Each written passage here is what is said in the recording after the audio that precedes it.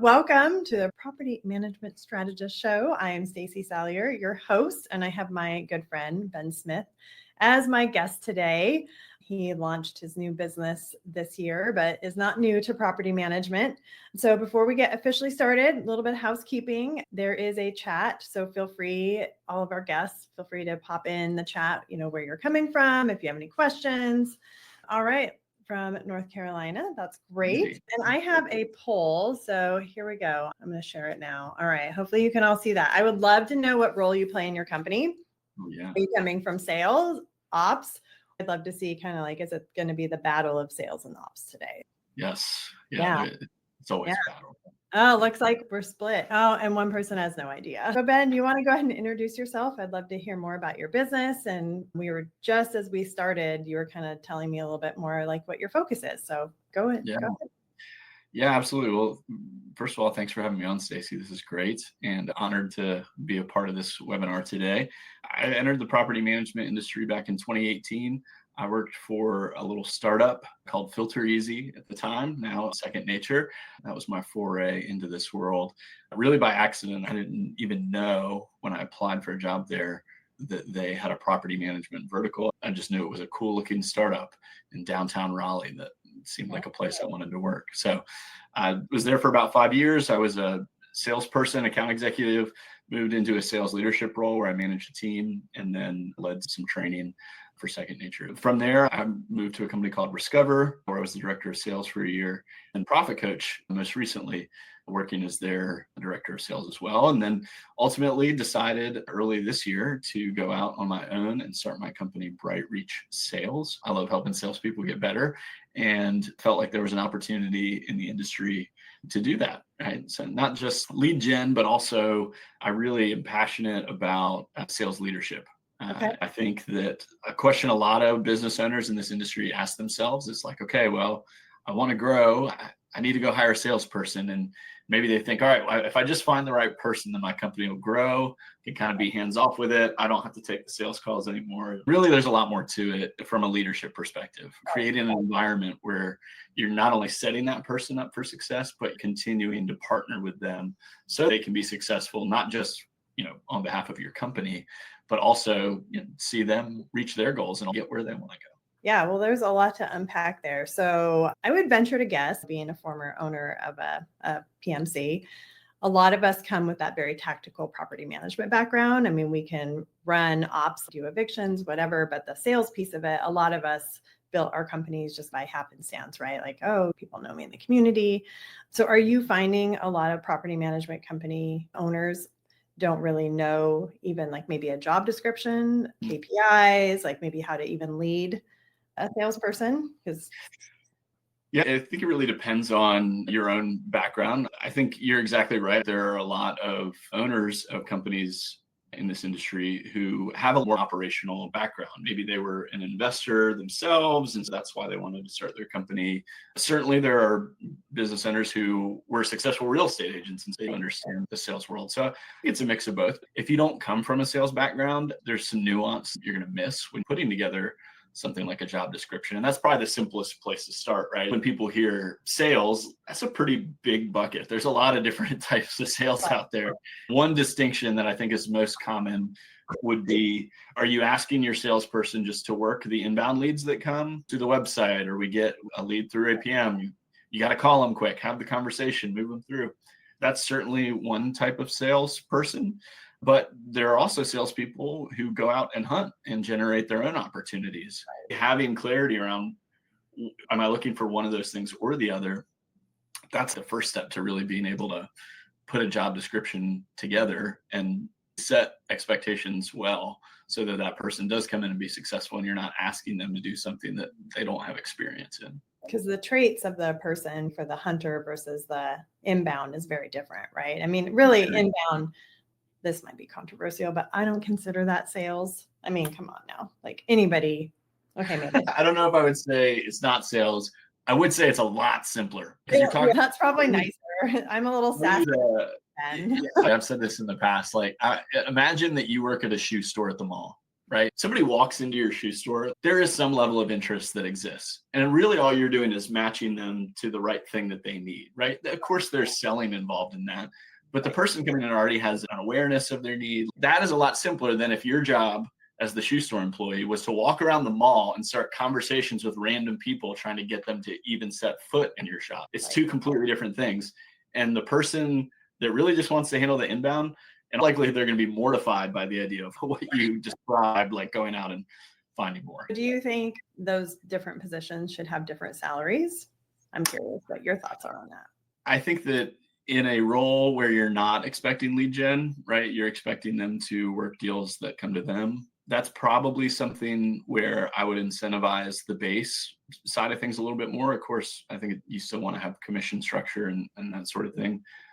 Whereas with somebody doing outbound, you really want to incentivize the upside a lot, right? Because if your base salary for that person is 50K and they're happy with 50K, are they going to work very hard to get higher? No, I think it needs to be a little bit uncomfortable because you want that person to be hungry and motivated to get out and get after it. Right. So that leads us to harmony, because I know that's always the big thing.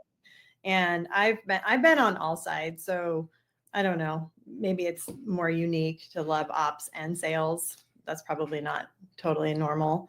Maybe it is somewhat out there for some people.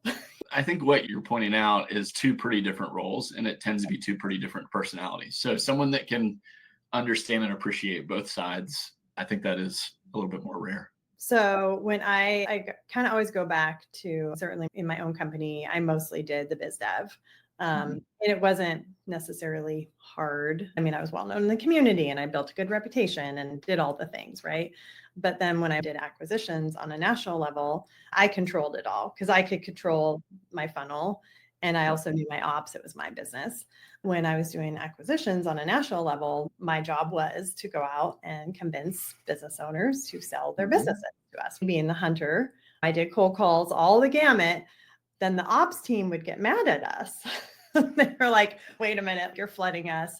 How do we create harmony? Is that something you're focusing on now as you're focusing more on the leadership part of it? Tell me more about your ideas on how to create harmony. It's a great question. And the first thing I'll say is that it's not unique to property management. This is something that exists in every world, right? The tension between sales and operations. Sales is motivated to bring on more and more, win deals and get people on board. For operations, the reality is you're trying to be efficient. You want things to fit within a certain box as much as possible. But the tension exists in the fact that as operations, you now have to deliver on what was promised. And sometimes what was promised, maybe not realistic or maybe a little bit messy. And so I think that naturally there's this friction that occurs. But what you rightly pointed out, a lot of setting both of those groups of people up for success does come down to leadership and making sure that there is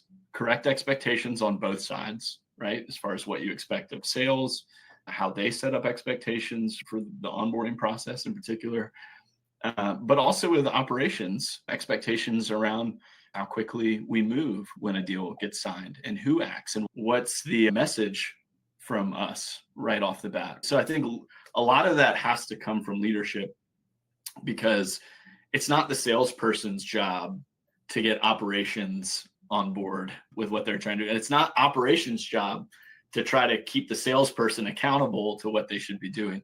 I think it really does start with leadership and how vision is cast around where are we all trying to get to, right, together. Okay.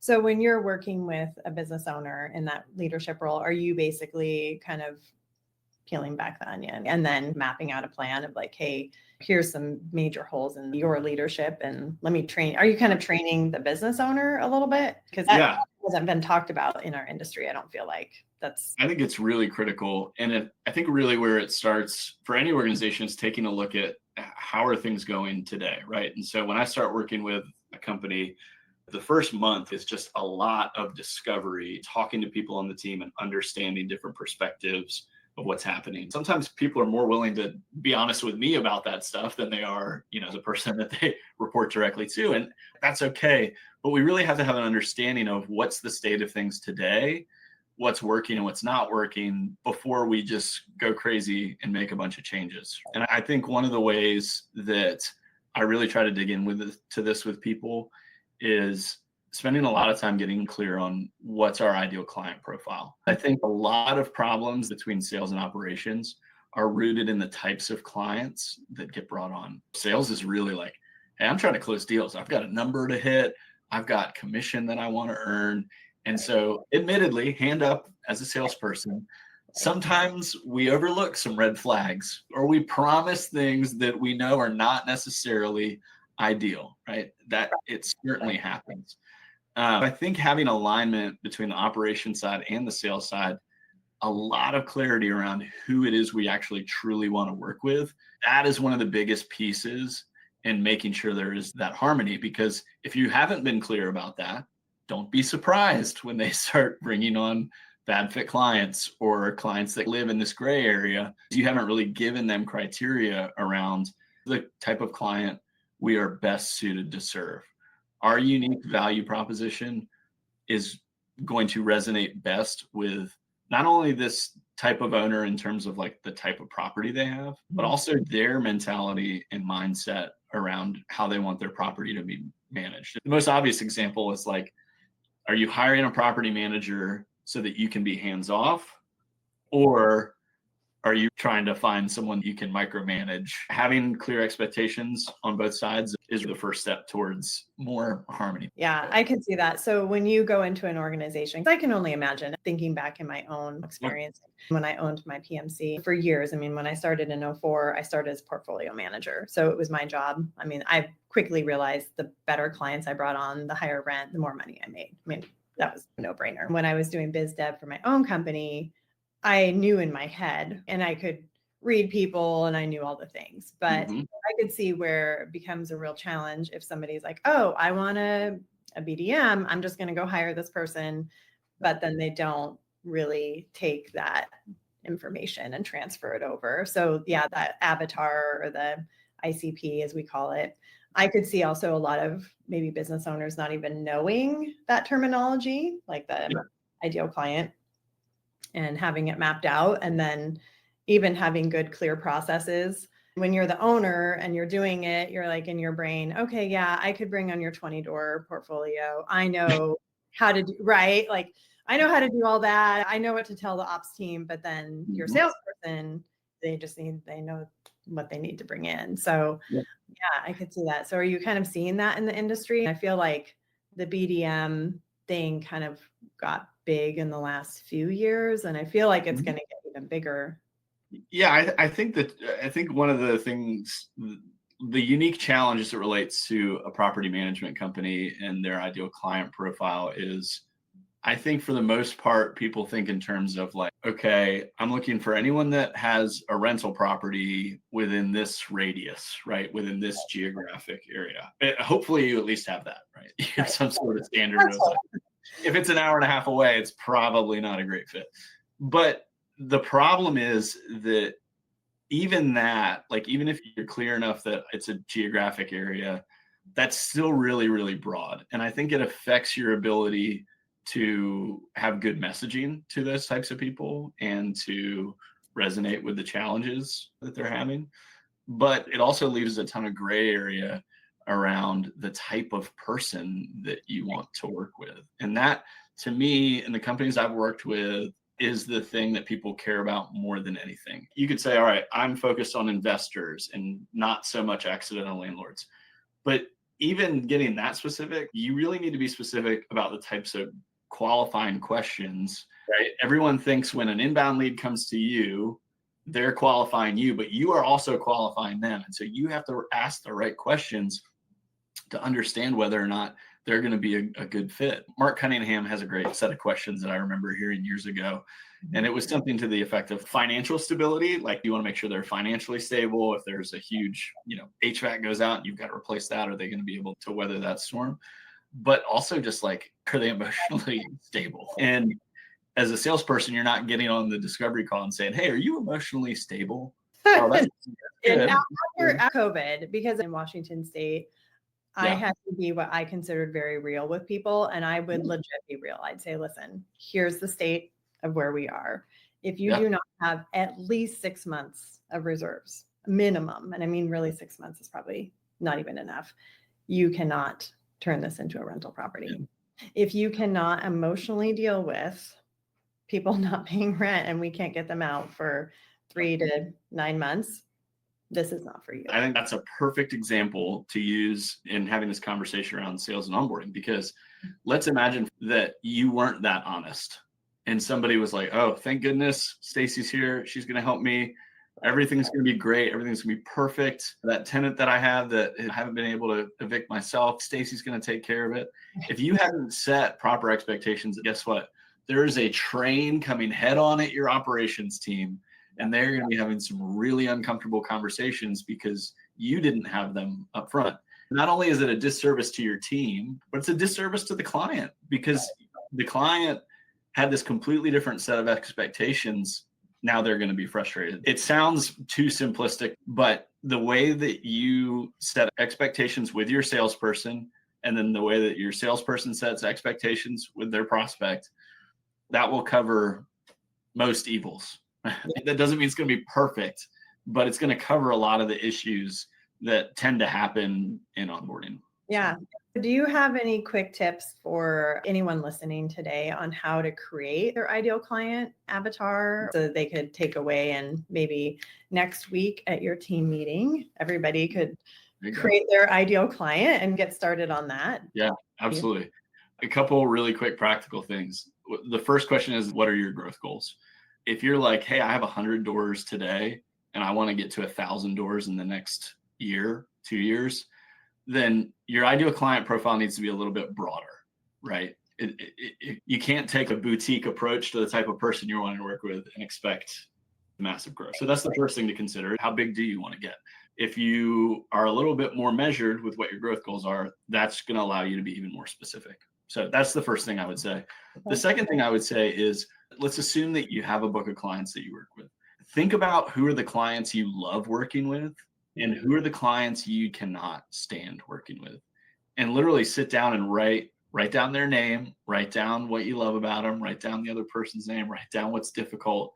And I think that that's going to give you a ton of clarity, because a lot of times the clients that we have frustration with that are difficult to work with, there's pretty common reasons. I could probably list out, you could probably list out right now what those things are. Yep. Second guessing everything, constantly micromanaging what we're doing. Property is in not great condition and the owner doesn't really want to fix it, right? So if you just think about who you like working with now and who you don't like working with, that's going to give you a really good starting point.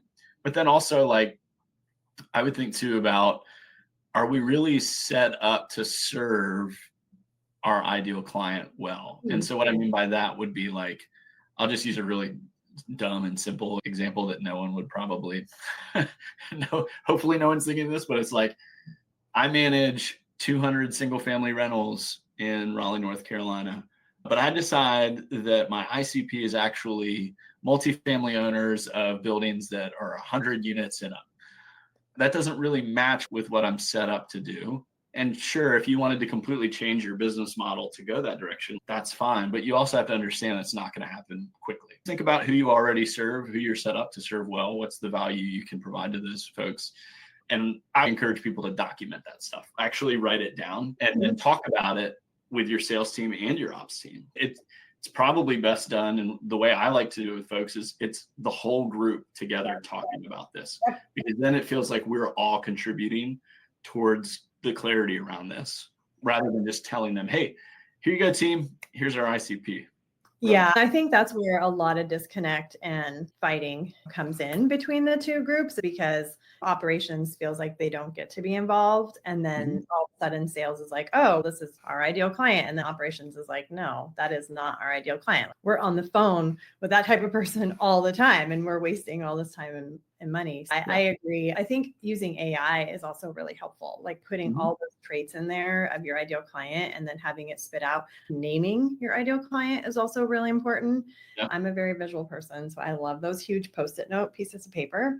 I like to put them on the wall and name them. So if you have, different names for them, and then write out the different traits of the client on the Post-its, And then you can refer to them, when you're doing team meetings or refer back. I don't know. It's just kind of a silly nerd thing, but that's what No, I think it's great to be that level of specific. And I would say, Stacey, just because you have an ideal client profile doesn't mean that you're not willing to work with people outside of that. A good example would be you're really focused on working with investors, people that have portfolios that are intentional. They're a little bit more educated about the financial side and what goes into owning rental properties.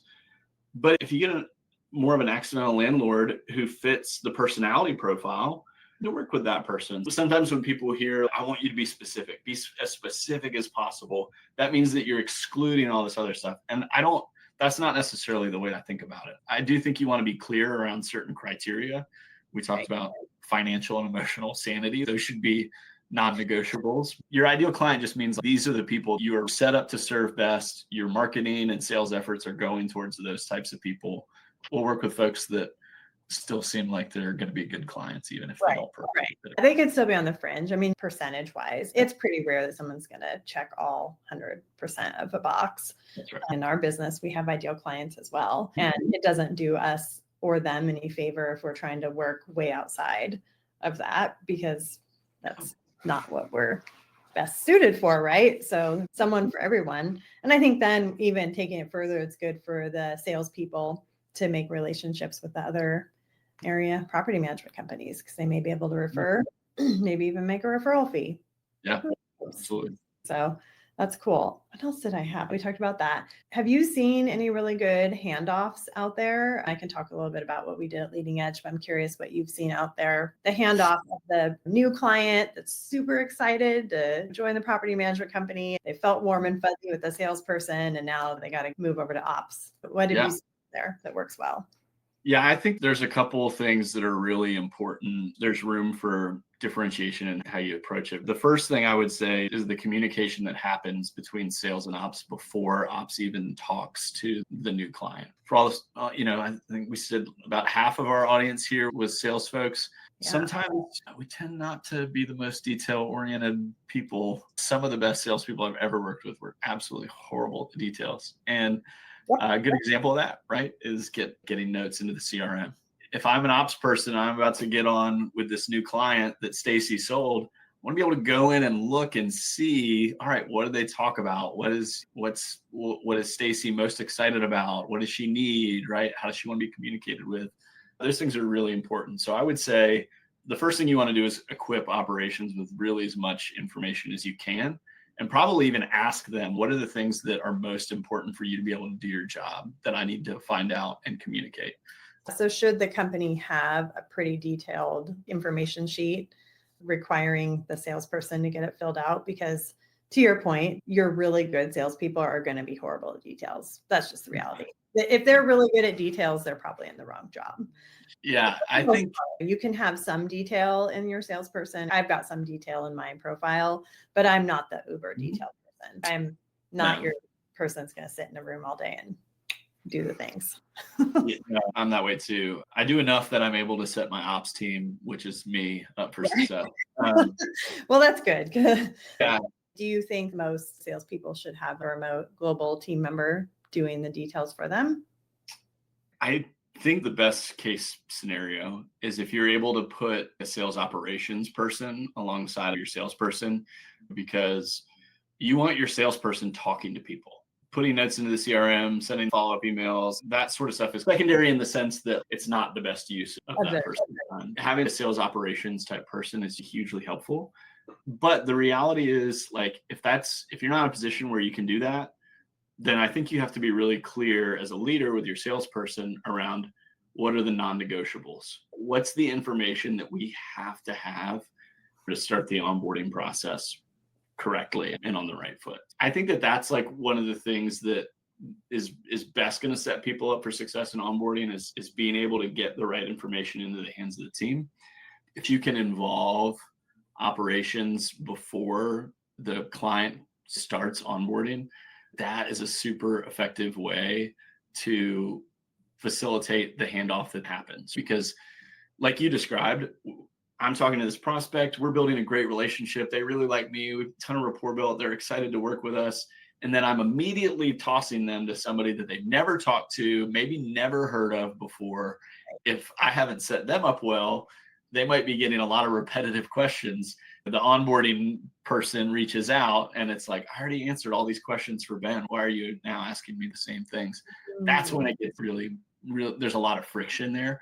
I think that there's a way to introduce, even if it's a quick introduction, or maybe you have a call with someone, it would be important to pull in somebody from the operations side for those conversations just to get everybody on the same page. You don't want to add too many extra steps between talking to someone for the first time and getting a commitment. But I think there's certainly instances where having operations or onboarding a part of the conversations pre-sale is ultimately going to facilitate a smoother handoff.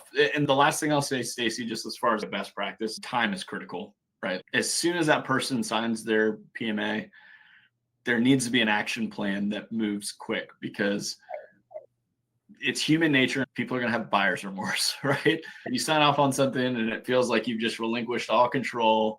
And gosh, I really hope that this company does what's been promised to me.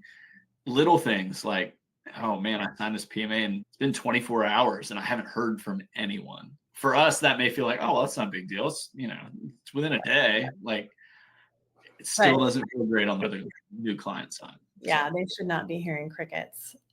They should be hearing from a human. One thing that we had over time built out was a really cool onboarding system. So we used Monday to basically, it was like our business brain. So we had everything built out and had an onboarding process. Within the onboarding process, you could go all the different ways. You're always going to bring on different clients. You're going to bring on like tenant occupied client. You're going to bring on vacant client. You might bring on, what we called an investor client that had 2 or more doors. Depending on where they went into different buckets, in theory, in Monday. Yep. And then they got different pieces of communication from us. A lot of it was templated and automated within that system. One thing that worked really well, and this is my free tip of the day for anyone listening, is we did an introductory handoff, like a Zoom call.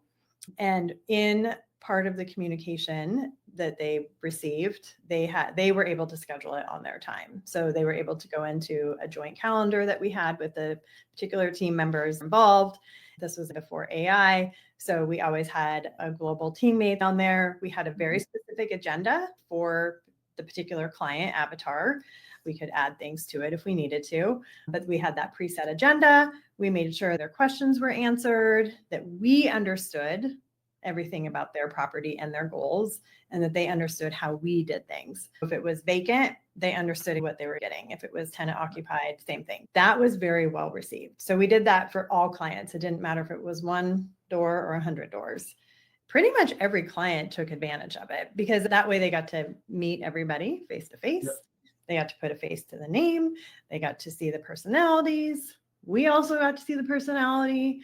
It was one of my most favorite processes, because it was really about relationship building, and we got to start building that relationship with them. It went much better down the road. Like, they were like, okay, so-and-so's calling me because the refrigerator's broken.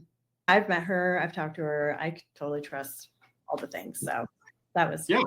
I think you pointed out a couple of great things I just want to highlight. Like, one is organization, right? So being specific about what the process is, and even having an agenda for that call. You're setting the stage for what's going to follow. I think that's really important. But then also the human element too. If we were to think about a major purchase that you've made, where you bought something and then there was a service that was going to follow it, put yourself in the shoes of one of these investors that you're working with. How would I feel if I'd spent all this time talking to Stacey and we had a great relationship? I was really excited about working with her. And then as soon as I signed my PMA, I had to wait 3 days. And then I got an email from somebody I didn't know, but I think works at the company Stacey represents. They just sent over a brain dump of everything they need me to do and get to, right? Like, so you can, if you put yourselves in their shoes, it's really easy to see like, yeah, that kind of sucks. I don't want that for myself. So why would I want to make that the experience that my new clients, that's the first impression of my company? It just doesn't feel good. When it comes back to leadership, one of the ways I trained is I would always say, put yourself in those. If you were the one writing the check for the new hot water tank, how would you feel about this? If it was your rental home and I neglected to put it on the market. It took me like 3 days to put it on the rental market, and the pictures look like crap and the description's wrong. Hello, you wouldn't accept that, right? So that was kind of always my thing when I was teaching and training. Even if you don't own an investment, you can always relate it back to anything. If you went out and spent a lot of money on something, or, again, it's all about trust, relationships, and you want to really get that trust in the very beginning. It really just boils down to that, creating trust and really good relationship. Well, and I think it's worth calling out too. One of the ways that you build trust is by setting realistic expectations with people. Like the example you used of getting the property listed in 3 days.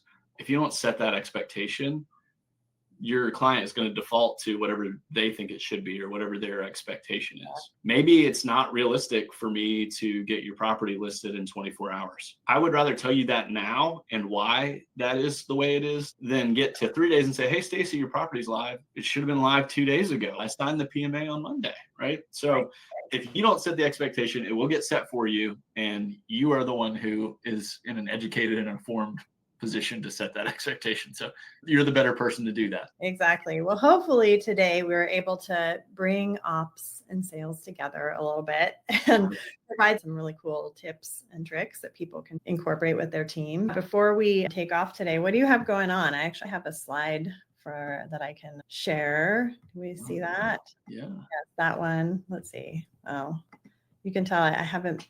Oh, maybe I don't have a slide with your contact info, but that's okay. We'll send out a follow-up email. I don't know if anybody has any questions. The chat's been really quiet today, so I guess we've been super captivating. People have just been, they've been so busy taking notes. They have so busy taking notes and listening. But yes, Brittany said very interesting to listen to for sure. Well, thank you. Thank you. I'm glad you Brittany, fellow North Carolinian. I love that. I know you have some really cool things coming up, so I'd love to highlight what those are. Tell us what you've got going on. Yeah, absolutely. If anyone is interested in learning more about what I do, my website's brightreachsales.com, and you're welcome to go check out my website, reach out to me through there, book a time to chat more about what you have going on. I'm happy to do that. The big thing I'll plug is coming up in January of 2026, putting on Elevate Sales Kickoff, which is a sales training kickoff mindset reset event that's happening in Nashville, Tennessee. Who doesn't want to go to Nashville, right? January 26th through the 28th. And really, I would say if you are a business owner or you're a salesperson, a marketing person within a property management company, and you want to come build community and collaborate with other people that are in the trenches doing the same thing you're doing, trying to grow a property management company, this can be a great opportunity to reset as you embark on a new year and figure out what are we trying to accomplish and how are we going to get there. That's the goal of this event. Stacey is going to be on a panel at Elevate Sales Kickoff, specifically around sales leadership. That spans from hiring, setting up incentives the right way, but all the way to accountability and ongoing management. The website for that is elevatesaleskickoff.com. Tickets are early bird pricing to the end of the month. Okay. Do you know offhand how much your tickets are? Early bird is $395 and it'll go up to $545 November 1st. So save $150 and secure your spot. $395 is a really great deal. Is it, remind me, a couple days or one day? One day. No, it's a couple days. Monday, the 26th is just a travel day, and we'll do a welcome happy hour type thing in the evening.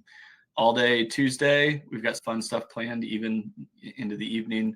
And Wednesday, we'll go till right around 1 or 2 o'clock before we send people on their way. Yeah, I'm looking forward to it. I know you guys have secured some amazing speakers so far. One of my besties, Jen Rulins, is a keynote speaker, which is amazing. She's great at sales and what she does in Pennsylvania. I'm excited to be part of it as well. As far as closing out what I have going on, I do have doors to my community reopening this Friday. I put a link to my wait list. If you join the wait list, you might get a little early invite, which would be tomorrow already. This month is flying by.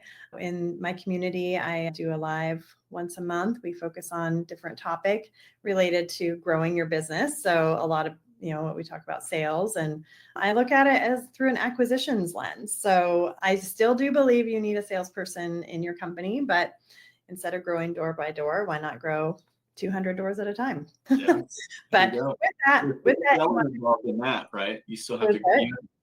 I said they're still involved in that. You've got to sell your competitor on why they should sell to you. Yeah, and why not learn with someone who's closed 900 door companies on a cold call? Oh, I love it. I know. When people say I hate cold calling, I'm like, well, you're probably not doing it right. Yeah, or they say cold calling's dead. It doesn't work anymore. If you've been selling a long time, you've got some good stories on why that's not true. Everything works. You just have to put effort into it. So yeah, well, I want to thank everyone for joining us today. And thank you, Ben, for taking time, and go buy your ticket to his sales kickoff. I know you're doing that with Candace and Kristen as well, right? Collaboration. Path Builders. It's not a Bright Reach sales event. It's not a PM Path Builders event. It is an event that we're putting on with and for the industry. Yeah, I'm excited. So go buy your ticket. That is a steal of a deal. All the brains that are going to be in that room. And we will see you all again soon. Thanks so much for joining us, and y'all have a wonderful day. All right. Take care. Have a good one. See y'all.